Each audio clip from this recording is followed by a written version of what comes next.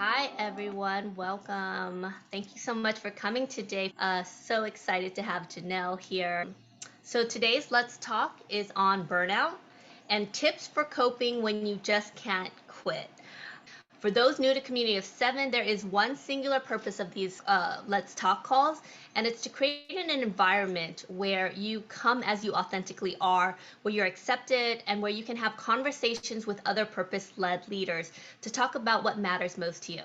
We typically start our calls with a check-in, and I normally have the live audience Zoom room on the screen, but today I'm going to be asking some sensitive questions, so you're just going to see me. So feel free to kind of answer. You could raise your hands if you like, but it's not going to be, people won't see you, right?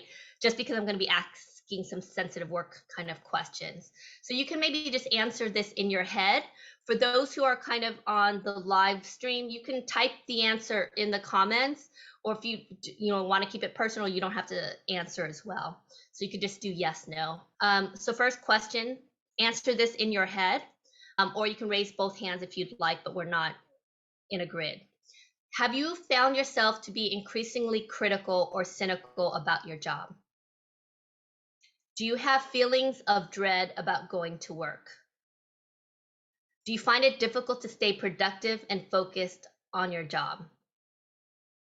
Do you have difficulty relaxing and quieting your mind? Do you ever feel any of these physical symptoms? Low energy, headache, insomnia, frequent colds and infections, nervousness? Are you easily irritable or constantly exhausted? Do you spend most of your time at work bored or overwhelmed? Do you find yourself impatient and snapping at others? Do you feel that you're under an unhealthy amount of pressure? Are you noticing that job satisfaction is practically non-existent? Has your appetite or sleep schedule dramatically changed? If you find yourself answering yes to many of these questions, there's a chance you might be approaching or experiencing job burnout. Once again, I'm not a psychotherapist, Jhanelle is, so I'm not going to diagnose you, but it's important to see if you're answering yes to too many of those questions, you might want to kind of self-reflect or go to a professional to kind of seek kind of help and guidance. I didn't really raise my hand on any of them because I started my own business. And, if you had asked me those questions 4 or 5 years ago when I was at this particular job, I probably would have said yes to probably all of them. So I've experienced burnout a lot in my life. And I remember there's kind of this one question that I just asked was, do you find yourself impatient and snapping at others? And I remember at the beginning of COVID, I was trying to homeschool my daughter, and she was, I think, in kindergarten at that time. And, we're doing core math, and the math nowadays is so different than how I learned it. And I remember trying to teach her, and it was really embarrassing how impatient I got. And I snapped. And I was like, I'm trying to teach kindergarten math, and I'm getting so upset. And I realized that there was other things going on. It was the beginning of COVID, and I was just burnt out, right? It was a mental kind of emotional stress that I was going through. So I'm really excited that we're going to have this conversation because I think it's an important one to have. Today, we're going to be talking about burnout and tips for coping when you just can't quit, right? From longer hours to increased demands at homes, layoffs, the COVID-19 pandemic has introduced new stressors to nearly every domain of our lives. Anyone exposed to chronically stressful conditions can experience burnout. It's easy to be overwhelmed and stressed in today's ever-changing world. And then you add in the pandemic, social isolation, mass layoffs, and you have a recipe for disaster. So today I'm excited to have Jhanelle Peters to discuss how to cope with burnout when you just can't quit. But before I introduce our guest for today, in the chat, or for those who are watching the live stream, I want you to answer this in the comments. Don't press send until I tell you, but please answer the following question.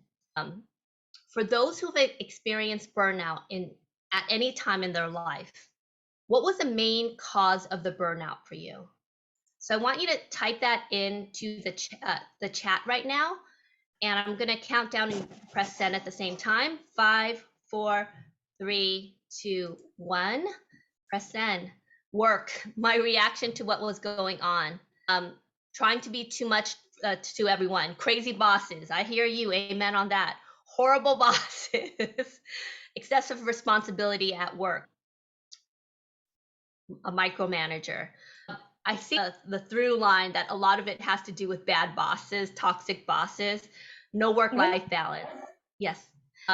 So there's a lot of different commonalities that we have. Okay, so excited to introduce Jhanelle Peters.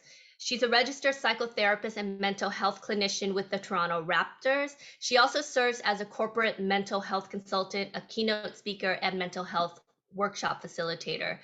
She helps individuals restructure negative thoughts to create a mindset that stimulates strength and empowerment.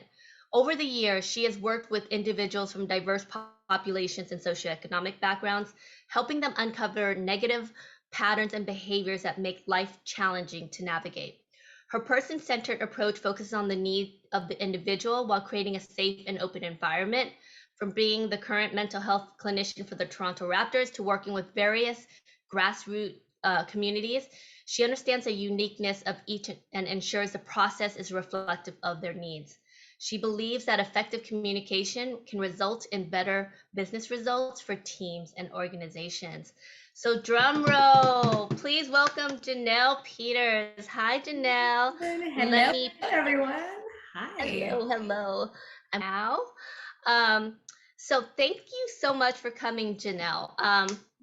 First, can you tell us what burnout is? I'm sure most of us on this call have felt it, but defining it can be much more difficult. What is burnout exactly? Okay, I'm going to read the actual definition and then I'm going to tell you guys something because it usually shocks everybody. So, by definition, burnout is a prolonged response to chronic, emotional, and interpersonal stressors on the job. It is characterized by emotional exhaustion, depersonalization, lack of personal accomplishments, etc. What most people don't recognize in that definition is that it's stressors on the job.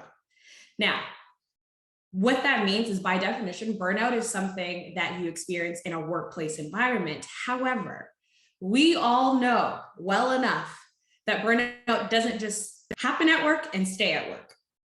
So because our work is now in our living rooms or our bedrooms or wherever corner you are working in this hybrid situation, it is now finding its way into other things. We know that you feel something at work, you deal with the boss that you see everybody talking about, or the extra workload that's there and the pressure. It doesn't just turn off as soon as you leave the office. You come home and you're like, ugh, now I feel even more exhausted and more stressed and this, that, and the third. So by definition, burnout is all of those things that happen in a workplace, stressors through a workplace.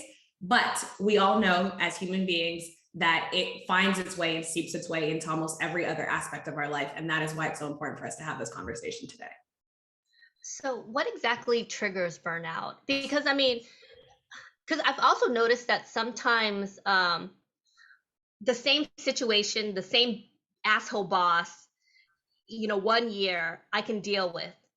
And then the next year, it's like, I'm burnt out. What triggers burnout? Because sometimes it's the exact same situation, but one year it will cause burnout, but another year it won't. You're right. I wish there wasn't so many things that I'm about to tell you that could contribute to burnout, but there's a lot. Before we even get to, I guess, the specific burnout related pieces, I always like to say that burnout is truly about not balancing or keeping up with the things that make us human, right? I say burnout is what happens when you try to avoid being human for too long, right? I'm gonna say that again. Burnout is what happens when you try to avoid being human for too long. What I mean by that is there are about five areas that help us maintain being a human. So social connection, nutrition and our health, exercise, sleep, and some type of mindfulness or grounding or connectivity. I want you to kind of just share in the chat with me, which one was the hardest for you to keep up with during the pandemic? Was it social connection? Was it nutrition and health, exercise, sleep? or mindfulness? Which one was the hardest to keep up with? Let's see what everybody says. I know for me, it was the exercise piece. I didn't realize how much I stopped moving in life. Yeah. So I see everybody sharing different things. And the reason why I put this in here is because when any of those things are off balance, so if you're not getting a chance to talk to people enough or exercise enough or your health doesn't feel enough, all of these things could add up to like stress happening in your life. And so really burnout is when stressors sit there and they exist. And so when you deal with that horrible boss, if I don't feel good, well, guess what's going to happen when I'm interacting with this boss?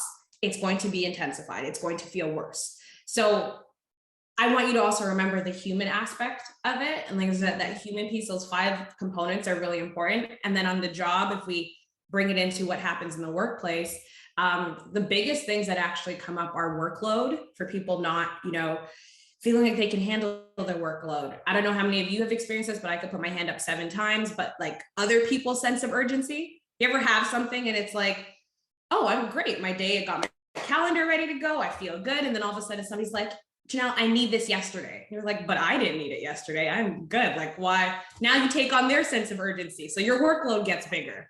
And then you're like, oh, I can't manage my workload and I don't get to dictate my workload. All of those things on the job added with the pieces, those elements of being a human that we talked about, those 5 areas, burnout's going to find a way to creep in. And that's usually where it starts coming from, is when the human aspect of you is not balanced enough. And then you deal with things on the job. And there we go. That's such an interesting point because the example I gave about my daughter Morgan and how I was literally freaked out trying to do math and addition. Mm-hmm. And but part of it was at the height of the pandemic. I was socially isolated. I definitely wasn't moving or exercising. I was eating crappy. And so all of these, now in hindsight, I would have been a much calmer person today, like teaching my daughter, core math. But back then it was all of these different stressors and I didn't realize how connected they were. Mm-hmm. Can someone be more predisposed to burnout than another person? It's kind of, in a way, yes, just because it's how you deal with things and how you manage those 5 components of life, right? If you don't really have the skill sets and the ability and I guess the time commitment for yourself to manage those things, then when you get into a workplace that has that crappy boss and that intense workload and that sense of energy, urgency placed on you, well, you might not be able to manage it just as well as you think. And so that's why those areas are so important. But the best part of all of that is, like you said earlier, you can change it, right? One thing I think the pandemic has taught a lot of us is that happiness is not found only in work, right? I think a lot of people took a step back, and I saw somebody else say that in the chat, that, I realized all those human components that were so important that I placed aside. And you're like, wait a minute, work took up a lot of that space. We kind of have to look at it in the reverse, to be like, let me focus on the human aspect because that's what allows me to keep work going. That's what's going to help you navigate things and not have to deal with burnout. So I say those 5 things for a reason, because that's what keeps us going. That's what keeps us able to deal with that boss and deal with that sense of urgency and always having to be on. Those things are important. So even if you weren't the best, you can now realize, what am I missing? What area do I have to work on? Right? Is it my social connection? Do I need to create boundaries with certain people? Is it my nutrition and health? Do I need to find a way to plug food into my day because I say, nope, not until I get this list done am I going to eat. But then I'm doing work as a grump. I'm doing work hangry. Like, that's not helping, right? Yeah. So pay attention to those things, because even if you were somebody who didn't manage them the best before, you can still figure out which of those areas do I need to work on now, so that when I do have to deal with that person that I can't control, at least I can do it a little bit more calmly. So what are some signs of burnout? Like if I were to kind of, because I kind of read some of the checklists, but like if you were to kind of counsel someone that they're kind of nearing burnout, what are some of the signs to look out for, and how would you even know that you're burnt out? And how is it different than, let's say, stress? Because they kind of seem the same to me, like just from a layperson. Here's one of the big ones. I'm going to give you three of them. The big one is low energy. And here's what I mean by low energy. I mean low energy that's like, I woke up out of bed and I had 8 hours and I still feel like crap. Like that type of low energy. Before the day even started, I feel like crap because I don't want to go into that environment. I don't want to go into that space because thinking about it already makes me feel exhausted. And then the second one would be mental distance or negative feelings. So every time I think about work, like you were saying before, I just feel like I want to find myself as far as I can go. I will sprint as far as I can. I will avoid things. Everything just feels negative when I talk about it. That's when that comes up. And then the last one is when you start to notice that you have reduced efficiency. Like I just kind of pump out the bare minimum. I'll do what I have to do to kind of check off the box and keep my job and get that paycheck. But I know I can do better. But because I feel that low energy, because everything feels very negative, there's no way I'm going to produce to the best of my ability because it's just not there.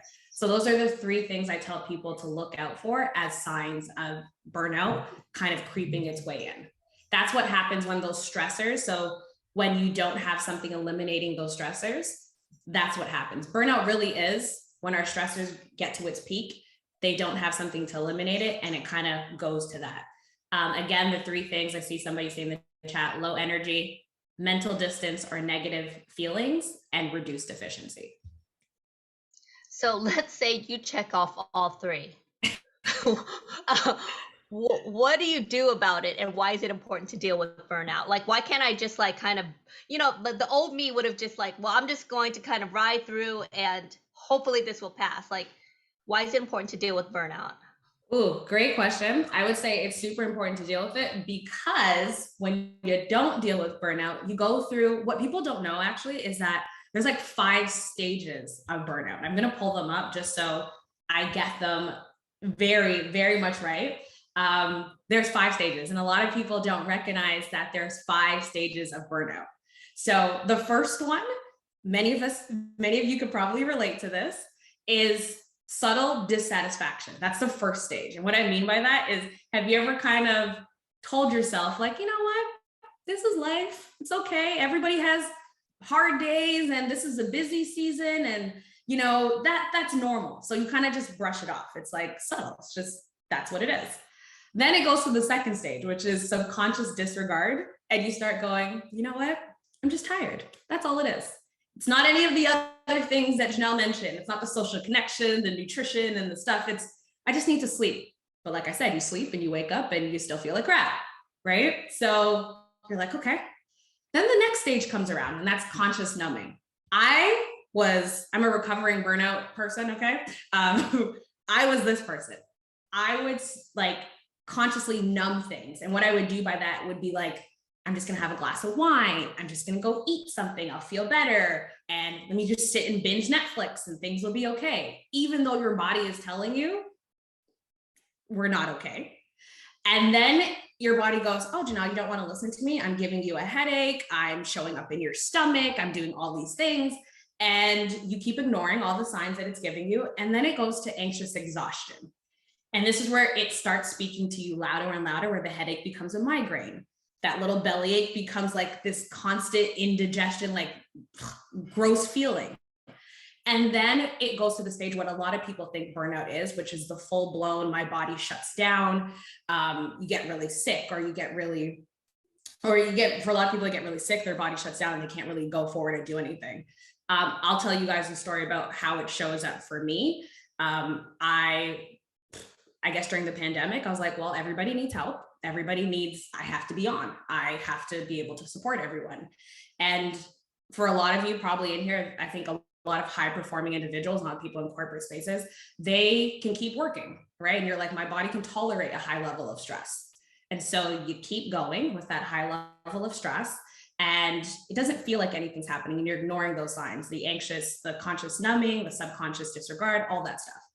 And what I did was, I'm fine. I don't need a break. I could take on this many people a day. I could do this many workshops. I can go and promote this and do everything. And I did it. And because I was getting it done, I felt like I was okay. It wasn't until Christmas, right before Christmas, I said, okay, time's up. I need to take my Christmas break along with everybody else and recharge. When I say my body knocked the shit out of me, like it was done. I was so sick. I couldn't keep up with anything. I feel like it was probably worse than COVID. It wasn't COVID. It was just really intense. I couldn't do anything. I couldn't move. And really, when I thought about it, I look back through all those stages. And so I want you to think about, did my body go through those stages and kind of tell me, like, you're subconsciously disregarding what I'm trying to tell you. I'm trying to do this and you were numbing it with something and you kept going. And then it went to the point where, like, you know what, we're going to shut you down because you're not paying attention. And I think a lot of people, and I say this because a lot of people can resonate with going through those stages and ignoring all those stages, because your body can keep up, but pay attention to what your body is telling you, because that's how your body is saying, like, hey, over here, we need something. One of those areas are missing. So don't be like me and wait for your body to shut down on you and tell you it's a wrap. Get some rest, because nobody likes when your body does it for you. You can't enjoy it. Holidays, not fun. So my long-winded answer. Yeah, it's funny because you know this about me. My mother has dementia, and as I've dug into it more, one of the Morgan says hi to you, Jhanelle. One of the causes of dementia, it's kind of interrelated to stress, and how the stress causes so many biological dysfunction when we don't deal with it. And I'm seeing it with my mom, who's now like 85, that she never dealt with stress. She never took care of her health. Like all the five things that you mentioned. She was socially isolated, all of these different things. When you're young, and I think all of us on this call are young, right? When we're young, we think we're invincible, and it's like, that's not. I'm looking at my mother and the dementia and all of the health and illness and stress and burnout has such a big, like, impact in terms of our well-being, and not just mental but physical as well. So I totally agree with you. It's so important to kind of deal with it, and that's why I'm so excited to kind of have you here. So you kind of touch upon it, but like, what are some of the things that the folks who are on this call can kind of do to overcome burnout, to deal with it? Like, because, and there's a specific reason why we said in the title of this, what to do, tips for coping when you just can't quit. Because if you looked at the comments, when I asked the quiz, a lot of them had to do with like an asshole boss or a work environment that's toxic. And not everyone can just quit and, like Will, start their own company, or, financially you have to pay the bills. So you're kind of stuck, at least until you find your next job.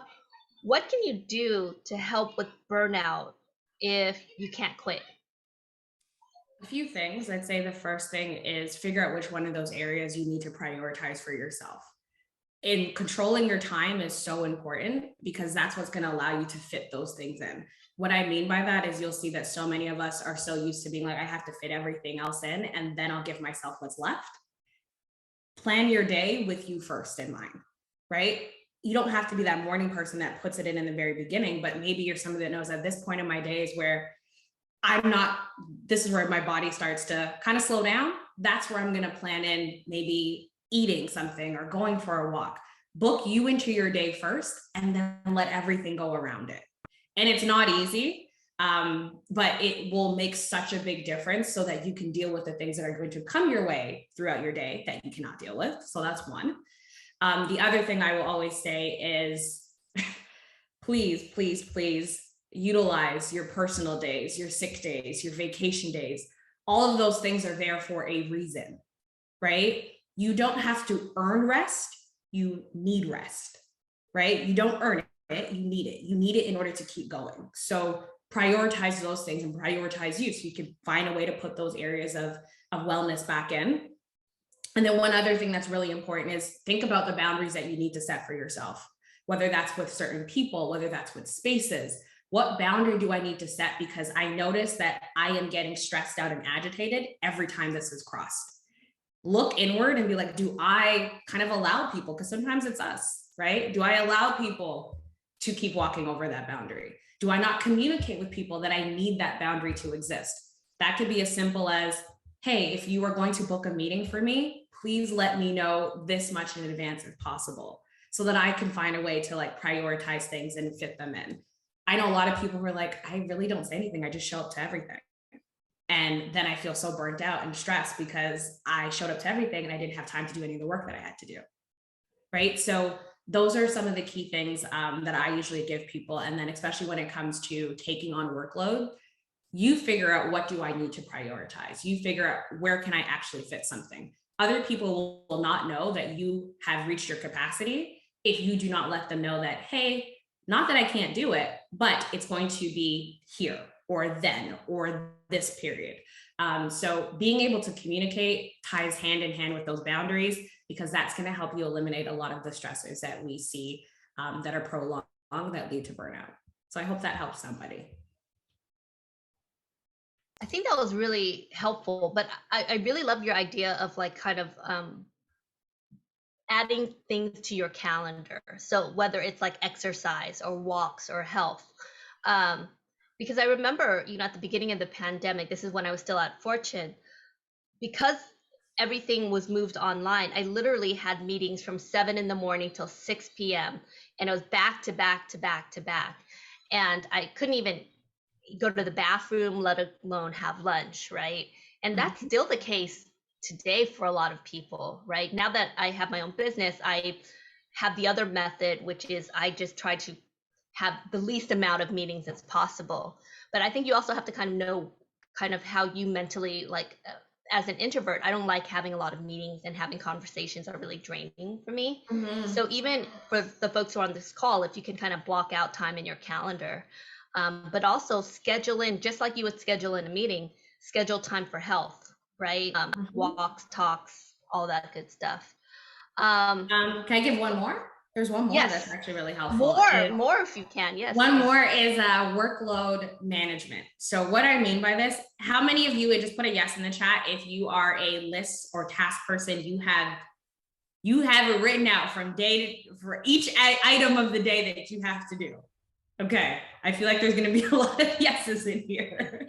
Somebody's saying, I want to do that. Okay, I'm going to try to help you with doing that, because I don't know if you, like me, I am a list person. If I write a bunch of things down, that's kind of like how my mind sets up to say, this is what you have to do for today.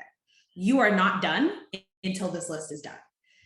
That also kind of sets you up to cross all those boundaries and ignore all your health things and not think about you. So I say, instead of writing everything down, you can write everything down, but put it somewhere, hide it, right? From that list, pick out 3 things that you're like, here's what I want to look at throughout the day as what I need to focus on. Here are the 3 things, and this is what workload management is because now your brain is kind of like, that's what I'm going to get done today. But then I want you to break those 3 things down into, what is the task that I have to get done for that? I can say I have this big workshop to do for the Raptors. But if I write down this big workshop, there's so many elements to that workshop that I have to do. Breaking it down to say, today I'm going to focus on just the research portion of it, means that my mind goes, great, once you finish the research, you are done. Once you finish this part, you are done. So it's going from that big list to the 3 things to what is the 3 things I want to do out of those 3 main things for today. This workload management piece allows you to kind of take things in like micro doses of like, okay, here's what I'm going to get done.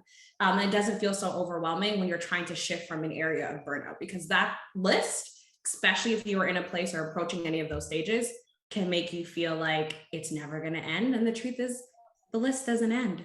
So seeing a list, we all know what it's like to cross it off and then add something else onto it. This is why I say make your list really small, because at least you feel like, oh, look, 3 things are done. Then I can go back to the big one and cross it. I love that. In the comments, Sarah says crossing something off a list feels so good. Sure does. It's like a drug, right?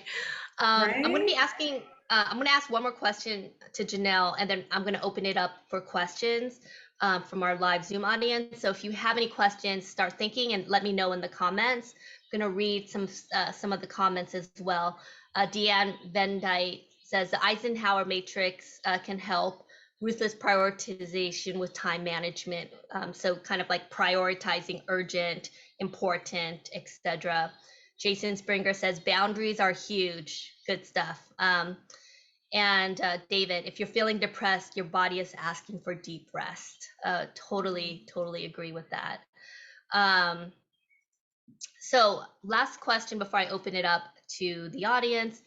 What does, you're a psychotherapist for the Toronto Raptors, which is probably high stakes, probably one of the most stressful professions anyone could have, because you basically these players are playing in front of millions of people.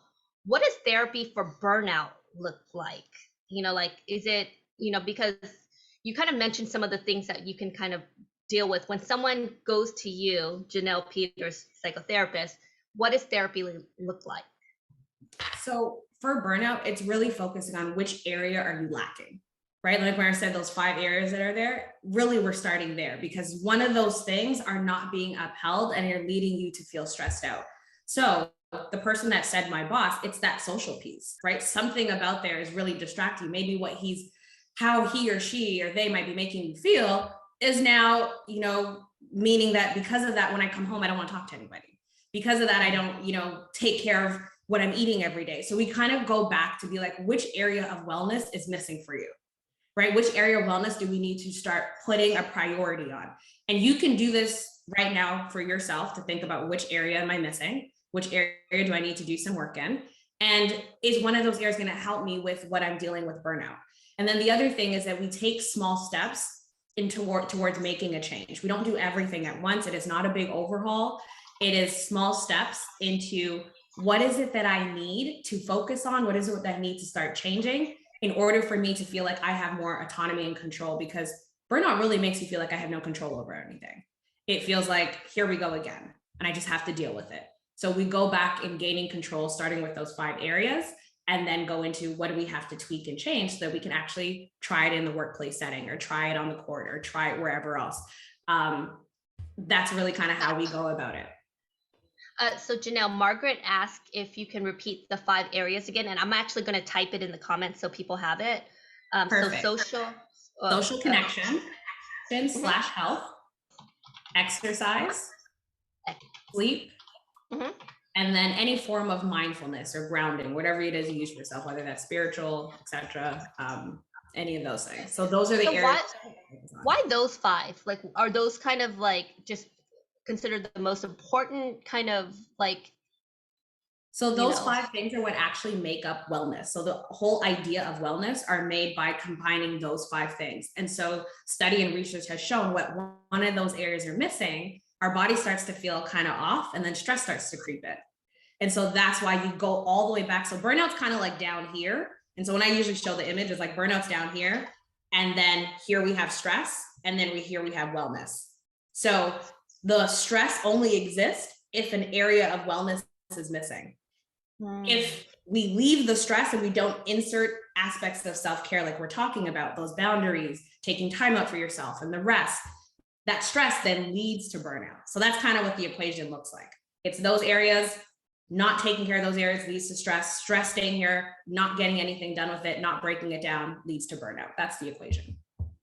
And it's interesting because I think about like kind of modern day corporate America. It's basically the opposite of all of these, because I mean, you think about these companies with these crazy insane hours, 10 o'clock at night, that's going to impact your sleep.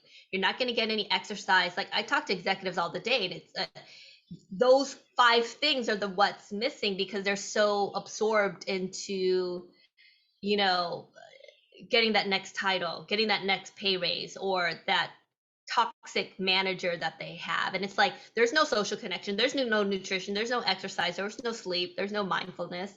What can companies, do you think, do to help with these 5 elements? Because I know most businesses aren't in the business of well-being for their employees. But if their employees aren't healthy, they're going to quit, they're going to burn out. So like, have you seen some companies successfully kind of deal with these kind of 5 elements of wellness to prevent burnout? Listening to you, honestly, I was smiling in my head, and you probably saw it, because so when people ask like, how do athletes do what they do? The truth is they have somebody that manages almost all of these areas, right? And so that's what makes them these supreme beings on a court or a field or the ring, right? Because there is somebody taking care of their health. There is somebody doing their exercise. There is somebody saying, done, time to go to bed. You're not doing anything else, right? Did you get your time sleep in? Do you have time for like blocking off? Our schedules, our time is blocked off for mindfulness. Like it's almost like their kids, right? It is almost like daycare. You nailed it. That's why kids are living their best life too, because they get all of that scheduled out. So it's like, Morgan, you have to go to bed. So we kind of need to go back to either being in daycare where we're like, let's prioritize these things, or treating ourselves like athletes. And that's what organizations need to do, is make time for people to do these things. And so when I do talk to different organizations and corporate spaces, it's, are you making time for your employees to even insert this? That's what you have to figure out. Are you leaving time and space for? So a lot of companies have now started paying attention to the fact that like, okay, maybe we need to, so one of the things is like that hybrid piece. A lot of people notice that when people were working from home, you got a chance to kind of insert a lot more of these things. That's why a lot of people I know were like, I don't know if I want to come back into the workspace, because I got a chance to insert the nutrition after I figured it out, or insert the fact that I need to get up and walk. And I enjoyed that because maybe I didn't do enough of that when I'm sitting at work. And so I think corporations need to look at these areas of wellness and figure out, how do we make time for our employees to do some of these things? And it can be as simple as, hey, there are no meetings after this time because we want to make sure that you prioritize time with your family for these areas of wellness, time for yourself so that you could get to bed on time.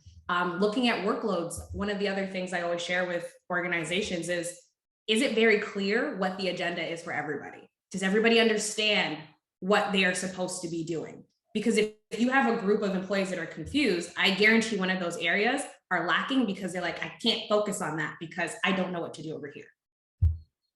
That is such a powerful analogy of like professional sports teams, because these companies are spending all their whatever it is, whether it's the Raptors or the Lakers, they're spending a lot of money to make sure that their players are at the top of their game. So the nutrition, the exercise, the sleep, mindfulness. And companies should really be doing the same for their employees, because if their employees aren't sharp, aren't well rested, aren't taking care of their health, it's going to impact the company, because you can't bring your best self if you're not taking care of your health, right?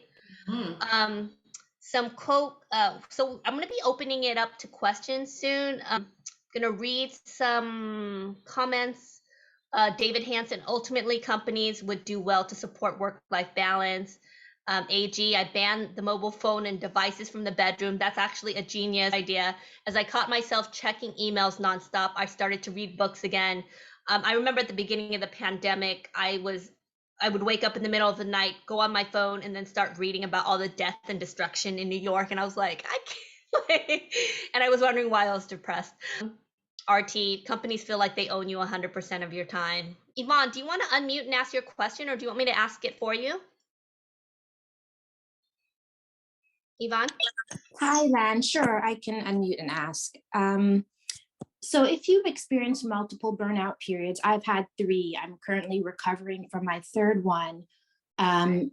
What I'm trying to understand is am I the problem? Am I not focusing on those 5 wellness areas? Or I'm still part of the problem in that I'm inclined to choose jobs/careers that don't really allow you to manage those 5 wellness areas optimally?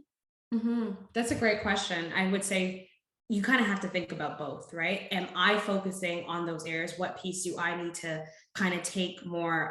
Do I need to concentrate more in? But then, like you said, does my job prevent me from concentrating in one of those areas? Right? Because there's sometimes it's like, well, because of my job, I can't focus on this because things are so overwhelming, because there's so much to do. First, assess, have I spoken up? Have I kind of created that boundary for myself? And it's not always in words, because I know not everybody can say, hey, I need this. Hey, this is what's happening. Sometimes it's through actions. Like Lan was saying, blocking off certain things in your calendar, like, nope, that period is, I'm not available at that time, right? I'm putting that action in there, not saying it, but at least everybody's going to start to understand it. You have to ask yourself, am I upholding the boundaries in those areas for myself? That's one. And then two, you look at your workspace. Is it allowing me the time to do so, right? Is it allowing me a chance to take on those things? I'm so sorry to hear that you've had to go through that so many times, but I really do hope hearing about the areas of wellness that you can pay attention to and be like, how can I put those into my workday? How can I make sure I set the boundaries so my work doesn't control me missing out on those areas that are important for me? And hopefully that can help navigate not having to go through that stage all over again. Yeah, I totally relate to her as well, because sometimes you deal with the 5 levels of wellness, right? But then if you have a toxic boss that makes your life miserable, no matter how much sleep you get, it's that constant nagging stress that you can't really. And so this is why it's tricky, because for me, when I had a similar situation, I had to just quit a job without anything lined up, because I was like, I can't, this is not good for my mental health. But not everyone can just quit like that. And so I have an anonymous question and I'll just kind of read it out. I have burnout for the industry that I've engaged in for 20 plus years. I'm planning to switch industries, but thinking about the financial stress it might cause, and the thought of starting all over again, is making me feel stressed. Is changing career path one of the solutions for burnout? And does Jhanelle have clients who use this solution? So basically changing, to deal with burnout. Definitely have people who have changed careers, but more so after we've evaluated, look at those areas, look at the boundaries that you need to set for yourself. Because the truth is, if you are not implementing that for you, if you're not setting that boundary and prioritizing what you need, other people are not going to know. So no matter what space you go into, eventually we can lead into the same thing. So you really have to take some time to control those pieces for yourself. And so when you go into that new environment, you're saying, here's what I'm going to prioritize as a human being. Here's what I need in addition to just me being that employee. Really, it boils down to remembering you are more than just an employee. You're a human being. That's why those aspects are so important. So I say focus on those areas for yourself. Be like, have I tried my boundaries? Have I communicated them in my current space? If I had done all that and the space really just keeps knocking them down every time, then maybe I do want to go about change, but that doesn't mean that I let everything back down just because I changed into a new environment. You still need to prioritize what works for you in that new environment too, in order for it to actually not end up like the last one. So it's a little bit of both. Yes, change can help, but change only works if you dictate how it gets done, if you dictate who you are as that human being and how you want other people to treat you. Yeah, that's such a good point. And because there's some professions, like if you're an ER doctor, it's going to be inherently stressful. Mm-hmm. But we all kind of know a friend or a person who, wherever they go, it's like they're unsatisfied, or they're unhappy, or they're burnt out, or whatnot. And so for those situations, you kind of have to look, well, is it me, or is it the situation or the job I'm having? Because if you go to another profession or another field, but you're still bringing your own. To give you an example, I always thought in order to be successful, I've always been like, kind of like, I want to make everyone happy. I would say yes to everything. Give me an assignment, I'm on it. And I would just work so hard. And because I worked so hard, I would get more work, because it's like, okay, well, you finished that job, here's more work, right? And so what I realized is that we teach people how to treat us. And I was teaching people to walk on me, right? Or to give me endless amount of work. And so I had to kind of change how I worked, where I was able to delegate, where I was able to say, no, that's not a project that I don't have, well, I can either finish this project or I can work on this. And so part of it was the situation, but then part of it was how I reacted to it. So that whole notion of we teach people how to treat us, I had to teach the people that I was working with that these are my boundaries. right? Exactly. And I think that's like navigating those two. Yeah. Um, Will, I think you have a question. I said question. Do you want to unmute and ask your question? Sure. I'm just really curious. Great conversation, and thank you both. Jhanelle, you've talked about the 5 things to look at. As Lan pointed out, I was someone who realized I was changed because of the pandemic. I couldn't go back to work on things that just didn't touch the human heart. Mhm. So I'm trying to do that, right? Figure out how I'm going to do that when I grow up. So from where you sit, what's the one thing, right? There's so much that companies need to look out for. And yes, well-being of employees is just an obvious, but what kind of big trend do you see? We're seeing in the news that 4-day work week is being tested out in the UK. Like, what are your thoughts? Really, is What I am seeing is that people love themselves more than they ever did before. People are starting to recognize that, like, wait a minute. This whole pandemic taught me that I need to focus on me. I liked when I had this. Going back into work means I'm not going to get to do that on Tuesday because I have to go into the office. And so I think a lot of people are realizing what they enjoy about themselves, meaning like, you know what, I'm going to book that vacation. I'm going to take that time off. I am going to do this. And I am all for it. I am so happy that that is happening because that's what allows you to keep going, is when you start realizing what is it that I need and how do I prioritize me, because I don't exist without that, right? This job doesn't exist without me having that. So like you said, you realized what it was and said, maybe mine doesn't fit in this environment. I'm going to create my own or find another space so that I can do what allows me to feel like a human being. And for some people, they're fortunate enough, their job that they go into makes a real direct connection. And not everybody has that. Not everybody has, here's what I love and I get to work in it. That's okay. I feel like you can still realize what you love and make the time for it, even if it doesn't exist in your work. So the one trend I notice is everybody realizing that I am more than just my job. And I'm going to make sure that I start prioritizing that. So if there's anything you take away from today, you are more than just your job. So don't forget the human aspect of it, because that's what allows your job to get done. Great, thank you. You're welcome. I love that. We are more than just our jobs. And you know what? We've spent so much of our lives. Think about when you go to like a cocktail party or whatnot. It's like, oh, so what do you do? And I'm like, I don't give a shit what you do. What brings you joy? What brings you happiness? You know what I mean? And it's like, but it's that typical kind of like, I know in New York, it's like, it's all about what industry are you in? And I'm like, so I have an anonymous question. Lost one job due to a toxic, abusive boss at the beginning of the pandemic. Recently lost another due to the sudden downturn of the market and cuts across the org. So sorry. Got an offer recently and had the company pull it after I accepted it and turned down other opportunities. How do you stay resilient in challenging times like these? Oh, my goodness. I am sorry that you had to go through one after the other.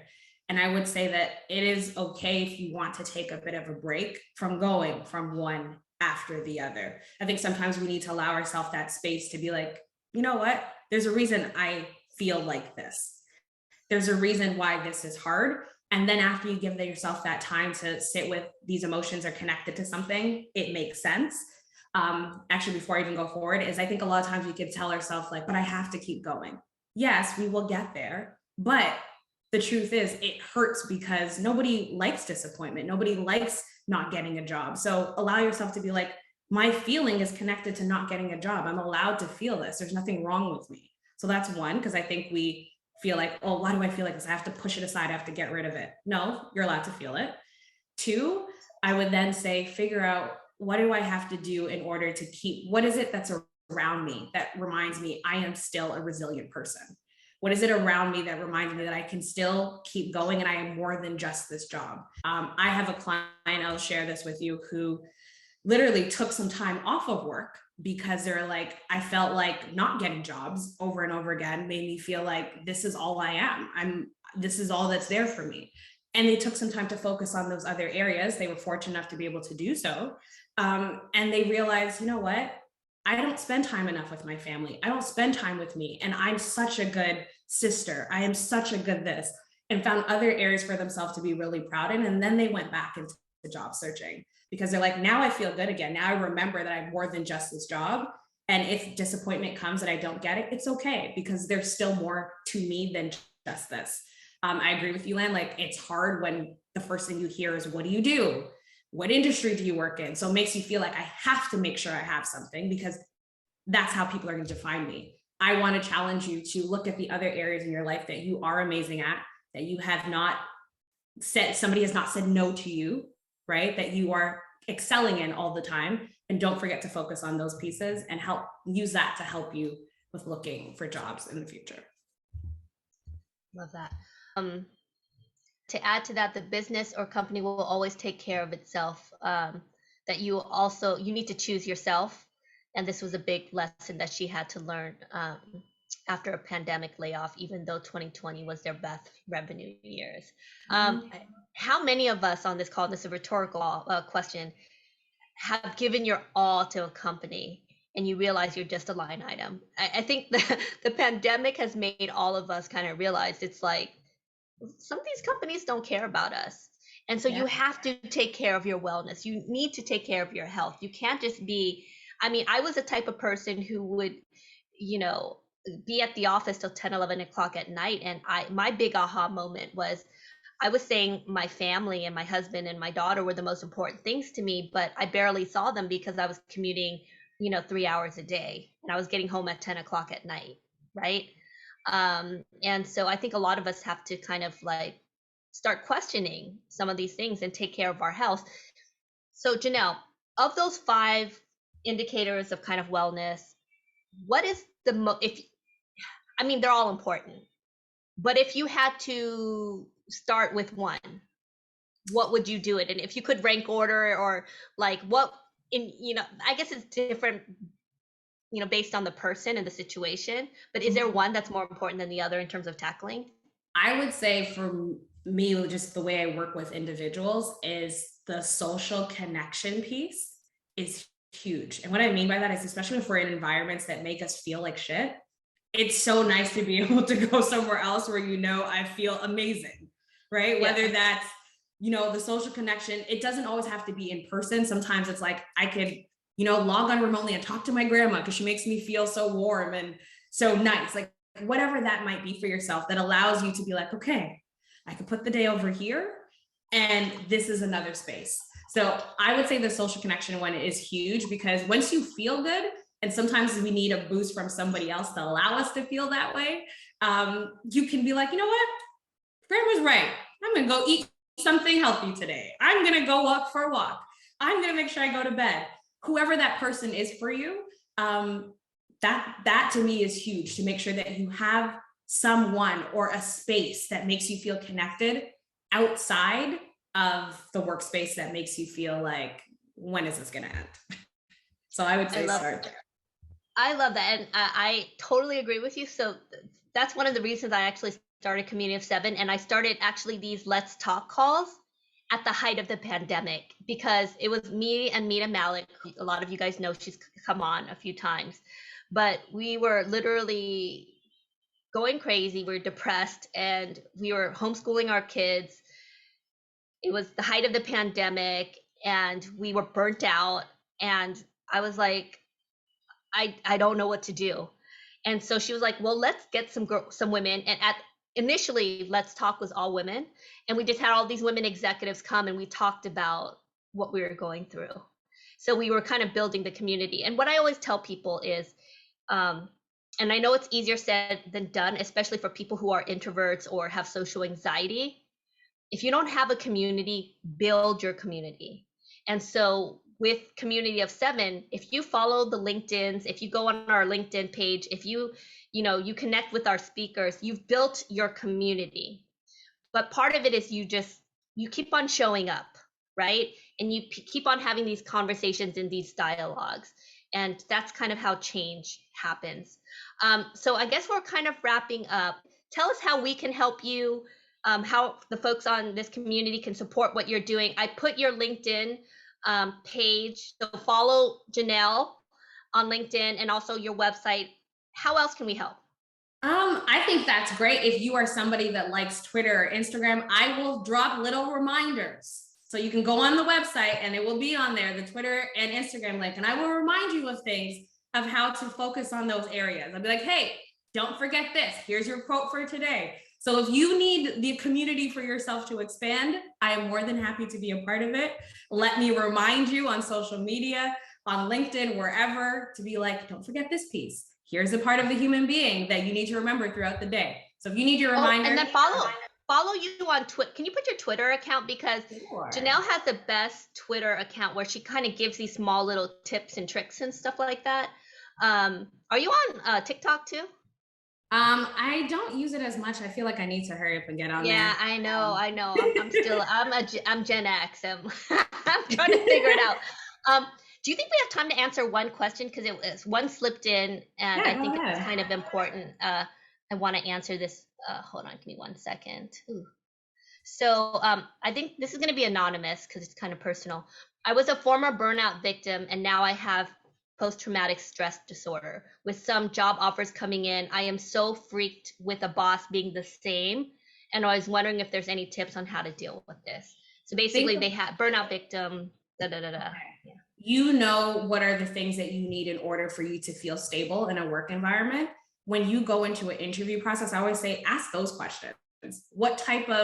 Ask the questions about if it's for work environment, you want to know, like, do you have autonomy at work? Are there strict, does work creep into the evening a lot in this place? Like, if you know there are things, whatever those things are that trigger you, find a way to put that into words and be like, those are the things I'm going to ask in my interview, because I think that's the perfect space for you to be like, this is a place that fits me or does not fit me, right? Sometimes we don't go in and we don't question anything with the job. We're like, great, this sounds good. But if I know there are certain things that don't make me feel good, well, now's the best place to ask for those things. Now's the best place to find out if it does exist there. So figure out what your triggers are. What did you not like in your old work environments? And as you go into interviews, kind of ask those in that time where they're like, do you have any questions for me? Yes, I do. Here are my questions for you. So that way you can make your own decision if this is a work environment for you. At least you'll feel a lot more confident going into that space. I know things can change, but at least you'll feel better going in. Like, I did ask, this is what they told me. So if I don't get that, it wasn't me, it's this place doesn't do this. Love that. So Will says, love you, Jhanelle. We all love Jhanelle. So I guess this was really informative for a lot of people. So if they want to rewatch this, if you want to rewatch it, you could go to YouTube, Facebook, or LinkedIn. And I just put the link in for our video page for LinkedIn Community of 7 page. You can watch it afterwards. No, the regulars know the deal. Put this on gallery mode. Unmute yourself. Turn on your videos because Jhanelle deserves this. Turn on your videos. Unmute yourself. Let's give Jhanelle a big round of applause. Woohoo, Jhanelle! Thank you. Round of applause for all of you. You guys have been so engaging and interactive and transparent. Thank you so much, Jhanelle. Thank you. That was so powerful. Really appreciated this. Thank you for everyone who joined. And I will see you guys on the next call. Thanks, Jhanelle. You're the best. Bye. Okay. Bye, everyone. See ya. Bye-bye. Morgan, you want to say bye? Come here. Bye, Morgan. Say bye to Take care, everyone. Bye, everyone. Bye. Take care.